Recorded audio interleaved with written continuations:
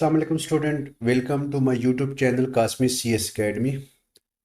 आज हम अपना course name C++ language basic to advance for beginner class second year federal and Punjab board and BS student C++ course का lecture number 2 start कर रहे हैं।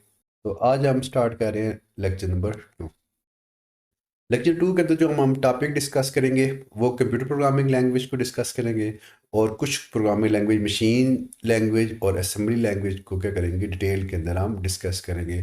फिर मशीन के एडवांटेज देखेंगे, इसके डिसएडवांटेज देखेंगे, इसी तरह असेंबली के एडवांटेज और डिसएडवांटेज देखेंगे। ठीक है स्टूडेंट्स, तो अब आती है प्रोग्रामिंग लैंग्वेज में। प्रोग्रामिंग लैंग्वेज पे आने से पहले मैं सिर्फ ह्यूमन लैंग्वेज की बात करते हैं। अगर लैंग्वेज की बात करें स्टूडेंट, तो अगर आपने लैंग्वेज का मतलब होता है कि अगर आपने अपने अलावा किसी के साथ भी बात करनी है तो आपको लैंग्वेज की ज़रूरत होती है। ठीक है, हम इसको कह सकते हैं वे ऑफ कम्युनिकेशन। अपने अलावा मैंने बोला है कि आगे से कोई इंसान भी हो सकता है, कोई मशीन भी हो सकती है, कोई जानवर भी हो सकता है। ठीक है, आपने जिसके साथ अपने अलावा जिसके साथ बात करनी है, एक तो आप दोनों को लैंग्वेज आनी चाहिए और दूसरी लैंग्वेज सेम आनी चाहिए। हम जानवरों से तब बात नहीं कर पाते कि उनकी लैंग्वेज मुख्तलिफ है, हमारी लैंग्वेज मुख्तलिफ है। अगर लैंग्वेज सेम नहीं है तब भी हम बात नहीं कर सकते, और अगर आपकी लैंग्वेज सेम है तो आप बात कर सकते हैं। ठीक है, और अगर आप एक ऐसे एरिया में चले गए, ठीक है, ऐसे बंदे से आपने बात करनी है जिसकी जिसकी लैंग्वेज आपके साथ सेम नहीं है। मीन अगर आपको उर्दू आती है तो अगले बंदे को इंग्लिश आती है, तो आपकी लैंग्वेज सेम नहीं हुई। तो फिर आप क्या करेंगे, या तो उसकी लैंग्वेज सीखेंगे जो कि एकदम मुमकिन तो नहीं होता, तो आप फिर दूसरा ऑप्शन आपके पास है कि आप ट्रांसलेटर यूज़ करेंगे। मीन अगर आप दूसरे बंदे की लैंग्वेज नहीं सीख सकते तो आपके पास एक ऑप्शन ये मौजूद है कि आप क्या करेंगे, ट्रांसलेटर का इस्तेमाल करेंगे अगर लैंग्वेज सेम नहीं हुई।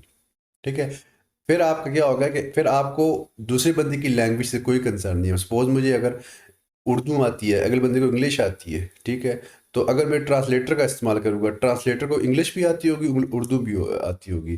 फिर मुझे जो जिस दूसरे बंदे जो है, मेरे फोन में ए हूँ, दूसरा बंदा बी है, ट्रांसलेटर सी हो गया, तो मैं ए जो बंदा हूँ वो सी ट्रांसलेटर से बात करूँगा, ट्रांसलेटर बी से बात करेगा। ठीक है, जो बी वाला बंदा है वो दोबारा सी से बात करेगा, सी उसकी बात मुझ तक पहुंचा देगा। तो इसलिए अगर मैं ट्रांसलेटर का इस्तेमाल करता हूँ तो मुझे बी की लैंग्वेज, बी का जो बंदा है, दूसरा जो बंदा है जिससे मैं बात करना चाह रहा हूँ, ठीक है, जिसकी लैंग्वेज मेरे साथ सेम नहीं है, उसकी लैंग्वेज से मुझे कोई कंसर्न नहीं है। मैंने ट्रांसलेटर का इस्तेमाल कर लिया तो मैं बस ट्रांसलेटर को बताता जाऊँगा, ट्रांसलेटर क्या करेगा, उस लैंग्वेज के अंदर क्या करता जाएगा, ट्रांसलेट करता रह जाएगा। ठीक है जी, तो मीन के मेरी लैंग्वेज को उसकी लैंग्वेज में ट्रांसलेट करेगा ट्रांसलेटर, और उसकी लैंग्वेज को मेरी लैंग्वेज में ट्रांसलेट करेगा। अगर आप लैंग्वेज सीखते हैं तो लैंग्वेज के अंदर क्या होते हैं, नंबर वन, लैंग्वेज की करेक्टरिस्टिक क्वालिटी है कि उनके अंदर क्या होंगे, अल्फ़ाबेट्स होंगे। वो लैंग्वेज कहलाएगी जिसके आपने क्या होंगे, अल्फ़ाबेट्स होंगे। तो अगर आप ह्यूमन लैंग्वेज सीखते हो तो उनके अंदर फिर आप अल्फ़ाबेट से वर्ड बनाते हो, वर्ड से सेंटेंसेस बनाते हो। ठीक है, ठीक है, और ये सेंटेंसेस वर्ड कैसे बनते हैं, इसके रूल्स होते हैं। ठीक है, इन रूल्स को आप क्या बोलते हो, ग्रामर बोलते हो। ठीक है, अगर आप किसी भी लैंग्वेज की ग्रामर आपको आ जाती है तो आप वो लैंग्वेज बोल भी सकते हो, सुन भी सकते हो, लिख भी सकते हो, और क्या कर सकते हैं, पढ़ भी सकते हो। ह्यूमन लैंग्वेज सीखते हैं तो उसके लिए आपको रीडिंग भी आनी चाहिए। पहला स्टार्ट होता है लिसनिंग, स्टेप वन होता है लिसनिंग। बच्चा जब पैदा होता है वो अपनी माँ से पहले सुनता है, फिर वो बोलता है। ठीक है, फिर वो इस काबिल होता है, उसको पढ़ लेते हैं, फिर आस्ता आस्ता वो लिखने के काबिल होता है। तो सबसे पहले लिसनिंग, फिर स्पीकिंग, फिर रीडिंग, और आखिर में राइटिंग। ये चार काम करती है। ठीक है, और इसके जो रूल्स होते हैं उसको हम ग्रामर बोलते हैं। तो इसलिए आप जब इंग्लिश लैंग्वेज सीख रहे होते हैं तो उसकी क्या सीखते हैं, आप लोग ग्रामर सीखते हैं। लेकिन जब हम कंप्यूटर लैंग्वेज की बात करेंगे, जैसे कि हमने पिछले लेक्चर के अंदर कहा था, कंप्यूटर एक मशीन है। ठीक है, मशीन को हमने क्या देनी है, इंस्ट्रक्शन देनी है, और कंप्यूटर करेगा उन इंस्ट्रक्शन को एग्जीक्यूट कर देगा, और जिससे हमारे काम क्या होते, परफॉर्म होते जाएंगे। ठीक है जी, अगर आपने कंप्यूटर को कंट्रोल करना है, कंप्यूटर से अपनी मर्जी का कोई काम करवाना है, तो आप उसको क्या देंगे, इंस्ट्रक्शन देंगे, और वो इंस्ट्रक्शन को एग्जीक्यूट करेगा और जिससे आपके काम क्या हो जाएंगे, परफॉर्म हो जाएंगे। अब आपने वो जो इंस्ट्रक्शन कंप्यूटर को उस फॉर्मेट में देनी है जिसको कंप्यूटर क्या करता है, अंडरस्टैंड करता है। इसलिए आप लोगों को वो फॉर्मेट सीखना पड़ेगा, ठीक है। और जो फॉर्मेट होता है, ठीक है, इसी तरह कंप्यूटर का भी एक फॉर्मेट या उसकी लैंग्वेजेस होती हैं जिनको हम कंप्यूटर लैंग्वेज कहते हैं। उस लैंग्वेज के अंदर रूल्स होते हैं कि हमने वो इंस्ट्रक्शन कंप्यूटर को किस तरह देनी है ताकि जिसको कंप्यूटर कर सके, अंडरस्टैंड कर सके, ठीक है। हमारे पास मुख्तलिफ लैंग्वेजेस है, ठीक है। तो हमने पहले स्टार्ट करना है कंप्यूटर को कौन सी लैंग्वेज आती है। तो हम देखते हैं कंप्यूटर को मशीन लैंग्वेज आती है कंप्यूटर, क्योंकि कंप्यूटर किस पे चलता है, वोल्टेज पे चलता है। और वोल्टेज दो ही होती हैं, एक लो वोल्टेज होता है और एक हाई वोल्टेज होता है। लो वोल्टेज को आप ज़ीरो कह देते हैं और हाई वोल्टेज को हम वन कह देते हैं। ये वाला टॉपिक हम पिछले लेक्चर के अंदर भी कर चुके हैं, डिस्कस कर चुके हैं।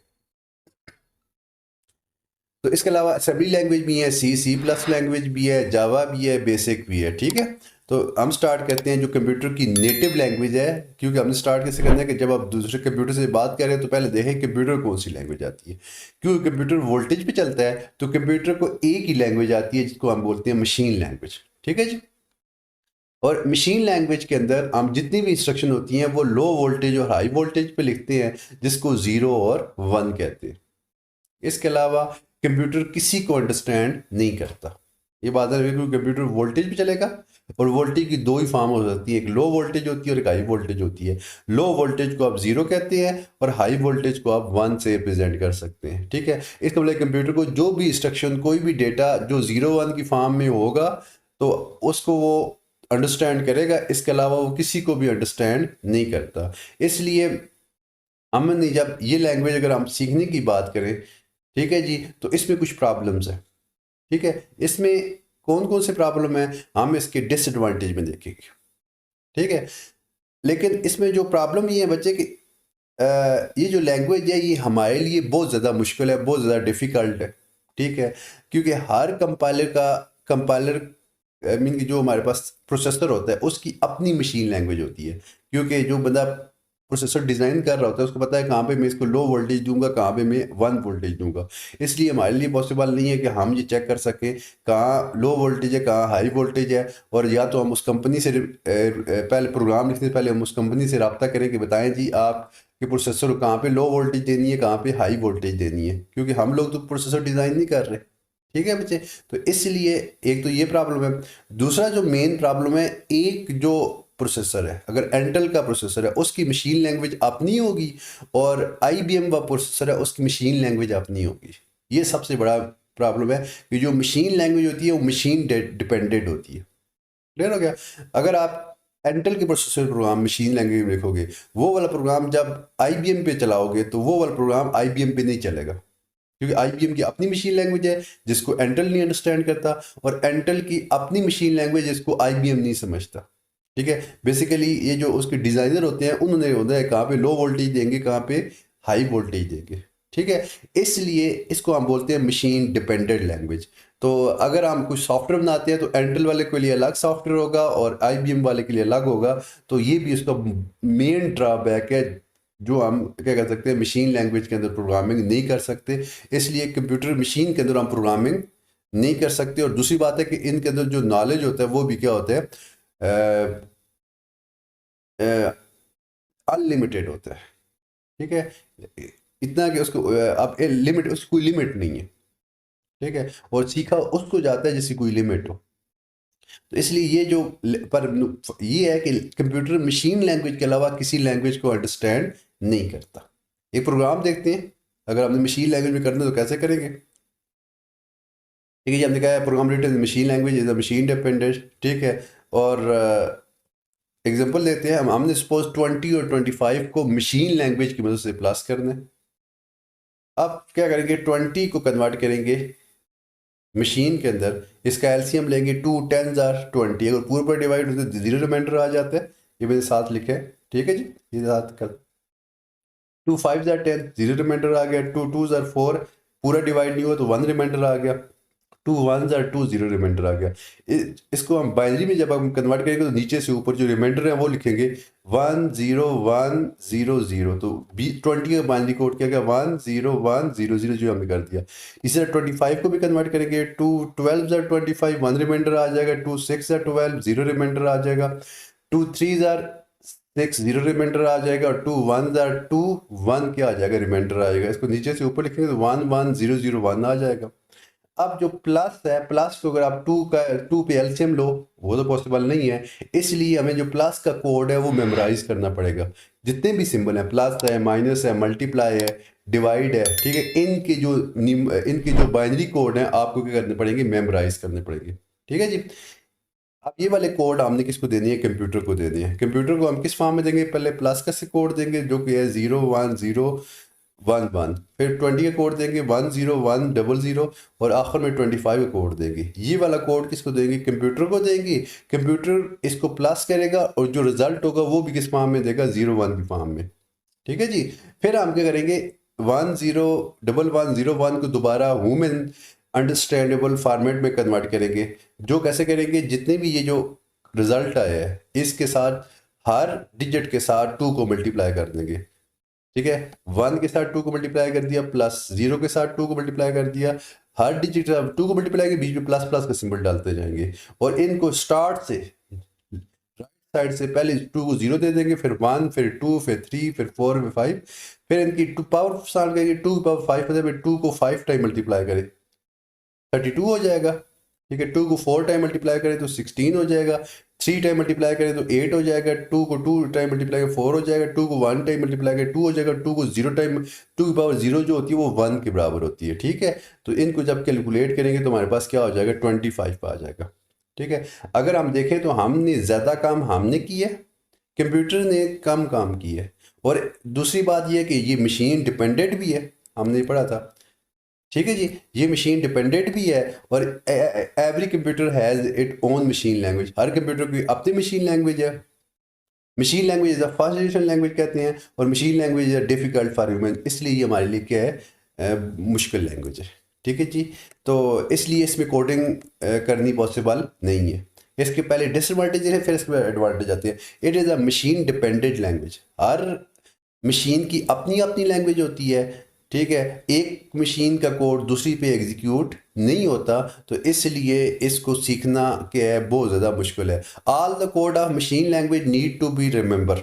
हमें जितने भी सिंबॉलिक जितने भी कोड है, डिजिट या तो हमें याद करने पड़ेंगे, प्लस माइनस के तो हमें सिंबल कोड याद करने पड़ेंगे, और इसके अलावा जो डिजिट है उनको क्या करेंगे, कन्वर्ट करेंगे या इनको याद करेंगे। इसलिए it is a difficult to learn and hard to find error in a programme.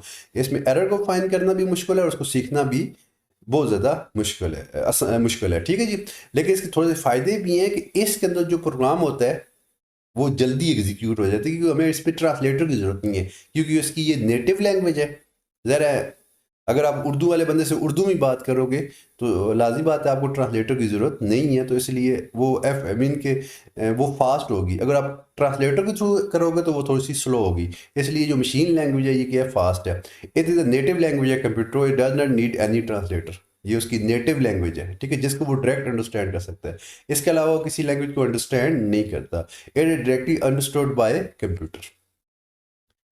ये जो प्रॉब्लम थे, मशीन डिपेंडेंट थी, ठीक है, इसको सीखना क्या था, मुश्किल था, और इसमें प्रोग्रामिंग करनी पॉसिबल नहीं थी।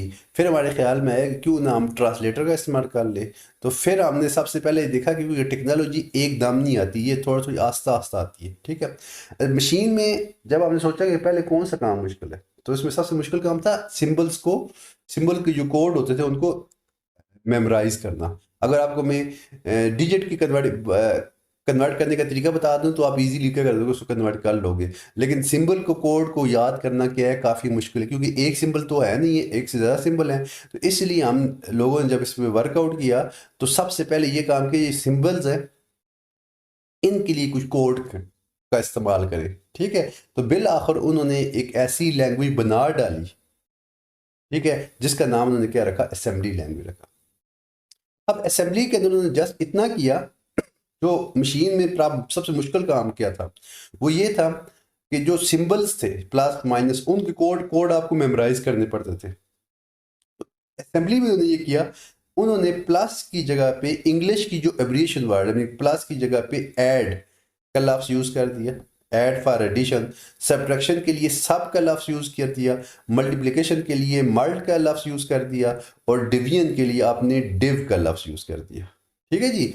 और इसकी जगह पे अब जो इसकी जो बाइनरी कोड है वो हमें आप लिखने की ज़रूरत या मेमोराइज करने की ज़रूरत नहीं है, लेकिन जो डिजिट्स हैं उसको आपने ऐसे ही कन्वर्ट करना है। ये जो जितने भी सब, ऐड, मल्ट, डिव, ये जो आपने क्या किए थे, यूज़ किए थे। ठीक है जी। तो जैसे आपके पास क्या था, ये डिव था, ये डिव हो गया, सब हो गया। ठीक है जी, सब हो गया। इसके अलावा हमारे पास ऐड हो गया। ये वाला इनको बोलते हैं निमोनिक्स। क्या बोलेंगे इनको? निमोनिक्स। नजर आ रहा है बच्चे, ये निमोनिक्स लिखा है इसको एन निमोनिक्स जाता है। ठीक है। और पढ़ा है इसको निमोनिक्स जाता है। इसका मतलब क्या हो गया कि असेंबली लैंग्वेज के अंदर हमने क्या लफ्ज यूज किए, निमोनिक्स यूज किए। और ये क्या होगी, one step higher than machine language. थोड़ी सी हमारे लिए क्या होगी, आसान होगी। फुल तो आसान नहीं हुई, फुल आसान तब तब होती है हम 20+25 लिखते हैं। इसके अंदर हम 20+25 नहीं लिखते, प्लस की जगह पे ऐड लिख देते हैं। बाकी 20 के भी को भी बाइनरी में कन्वर्ट करते हैं और 25 को भी बाइनरी में कन्वर्ट करते हैं। लेकिन these mnemonics give relief from remembering binary sequence of specific instruction. अब हमें प्लस माइनस के जो कोड है वो हमें मेमोराइज करने की जरूरत नहीं पड़ती। चलिए इसकी भी एक एग्जांपल देते हैं। ठीक है, पहले इसकी एग्जांपल लेते हैं, फिर उसके बाद बाकी इसके बारे में पढ़ते हैं। उसी तरह हमने 20 और 20 को प्लस करना है असेंबली से, तो पहले 20 को तो कन्वर्ट करना पड़ेगा। वही मेथड है, 2 पे उसका एलसीएम लेंगे, इसका बाइनरी कोड आ जाएगा 10100। ठीक है जी। और उसके बाद 25 को उसी तरह कन्वर्ट करेंगे, ये मैंने कन्वर्ट किया हुआ है साथ। ठीक है, ये मैं कर्सर आपको नजर आ रहा होगा। इसको जब इसका कोड आएगा 11001, बिल्कुल मशीन की तरह। लेकिन निमोनिक्स कोड प्लस के लिए हम क्या यूज करते हैं, ऐड यूज करते हैं। ठीक है। तो अब हम क्या करेंगे, हम 20 और 25 को जब असेंबली में देंगे तो पहले क्या लिखेंगे, ऐड 10100, ये 20 का कोड हो जाएगा, और 11001 जो है ये 25 का कोड हो जाएगा। ये हम किसको देंगे, कंप्यूटर को नहीं दे सकते। अब नहीं जा रहा है, क्योंकि कंप्यूटर को होता है, कंप्यूटर तो 101 को तो अंडरस्टैंड करता है लेकिन ऐड को अंडरस्टैंड नहीं करता। तो हम ये कोड क्या देंगे, इसके ट्रांसलेटर को। इसके ट्रांसलेटर का नाम क्या है बच्चे, असेंबलर है। ठीक है, असेंबलर वो ट्रांसलेटर है जो असेंबली लैंग्वेज को मशीन लैंग्वेज के अंदर क्या कर देता है, कन्वर्ट कर देगा। ठीक है। तो अब हम ये वाला कोड किसको दे देंगे, असेंबलर को दे देंगे। असेंबलर इसमें से निमोनिक्स को कन्वर्ट कर देगा। ठीक है, बाकी 20 और 25 को ऑलरेडी कन्वर्ट हुए हैं। और ये वाला कोड किसको देगा, कंप्यूटर को देगा। और कंप्यूटर क्या करेगा, इसको प्लस करेगा, और जो रिजल्ट आएगा वो भी किस फॉर्म में होगा, वो भी 01 की फॉर्म में होगा। ठीक है। फिर हम उसी तरह 01 को दोबारा क्या करेंगे, ह्यूमन फॉर्मेट में कन्वर्ट करेंगे, उसी तरह जैसे मशीन के अंदर किया, हमारे पास रिजल्ट क्या आ जाएगा, 25 आ जाएगा। लेकिन थोड़ी सी हमारे लिए क्या होगी है, आसानी होगी है। ठीक है। तो the program written in assembly language can not be execute by computer directly. Computer इसको डायरेक्ट एग्जीक्यूट नहीं कर सकता। The translator assembler use to convert mnemonics code into machine code. कि वो 01 को तो 20 और 25 को तो हम खुद उसको कन्वर्ट कर देंगे, 25 नहीं दे सकते। सिर्फ प्लस की जगह पे ऐड का सिंबल यूज करके वो सिर्फ प्लस को क्या करेगा, ऐड को क्या करेगा, मशीन लैंग्वेज के अंदर कन्वर्ट कर देगा। तो ये हमारे पास कौन सी जनरेशन होगी, सेकंड जनरेशन होगी। मशीन फर्स्ट के अंदर आ गई और ये वाली किस में आ गई, सेकंड के अंदर होगी। लेकिन थोड़ी सी हमारे पास क्या होगी, है आसान लैंग्वेज होगी। फुल आसान तो नहीं, फुल आसान तब होती है जिसके अंदर 20+25 लिख सकते हैं। ठीक है, लेकिन थोड़ा सा हमें इसने रिलीफ दे दिया। इसके एडवांटेज क्या है, it required less instruction to get the result as compare to machine language. Machine language में अगर आप देखें तो हमने प्लस का जो कोड था, दोबारा मैं आ रहा हूँ पीछे पहले, यहाँ पे जो मशीन के अंदर जा रहा हूँ मैं, मशीन के अंदर प्लस का कोड था, ये देख ले, ये वाला हाईलाइट भी कर रहा हूँ, ये प्लस का कोड है। इसमें 1 2 3 4 5 डिजिट है। क्लियर हो गया। जबकि असेंबली का जो कोड है, ठीक है, असेंबली के अंदर सिर्फ 3 है। वहां में 5 डिजिट थे, यहाँ पे कितनी है, 3 है। तो इसका मतलब क्या हो गया, असेंबली के अंदर जो इंस्ट्रक्शन होती हैं वो क्या होती हैं, कम होती हैं। क्लियर हो गया। Assembly language is still use. आप कोई सिस्टम सॉफ्टवेयर बनाना चाह रहे हो, फुल सॉफ्टवेयर नहीं पता, कोई हार्डवेयर कि कुछ डिवाइस ड्राइवर के कुछ पार्ट बन सकते हैं, यानी कि सॉफ्टवेयर बन सकते हैं कुछ। जो अगर कुछ सॉफ्टवेयर बनाना है तो मशीन में तो पॉसिबल ही नहीं है, असेंबली के अंदर क्या हो सकते हैं, बना सकते हैं। It is not required to keep track of each memory location. अब हम जो प्लस माइनस मल्टीप्लाई है उनकी मेमोरी लोकेशन को ना अपने ट्रैक रखने की ज़रूरत नहीं है। ये लेकिन नुकसान इसके, ये भी मशीन डिपेंडेंट है, क्योंकि इसमें ऐड तो यूज़ हुआ है लेकिन 20 और 25 की 01 यूज़ हुए हैं। उस हिसाब से ये भी कौन सी लैंग्वेज है, मशीन डिपेंडेंट है। It need more memory of computer to run a long program. इसके लिए कि अगर आपका प्रोग्राम बहुत बड़ा है तो इसकी मेमोरी क्या चाहिए होगी, ज़्यादा चाहिए। It is difficult to learn and hard to find error. ये भी क्या है, मशीन है थोड़ी आसान है लेकिन अभी भी फुल आसान नहीं है। फुल आसान तब होती कि जब इसके अंदर हम कहते 20+25 लिखते हैं। ठीक है स्टूडेंट, आज के लेक्चर के लिए इतना ही। मिलते हैं नेक्स्ट लेक्चर के अंदर।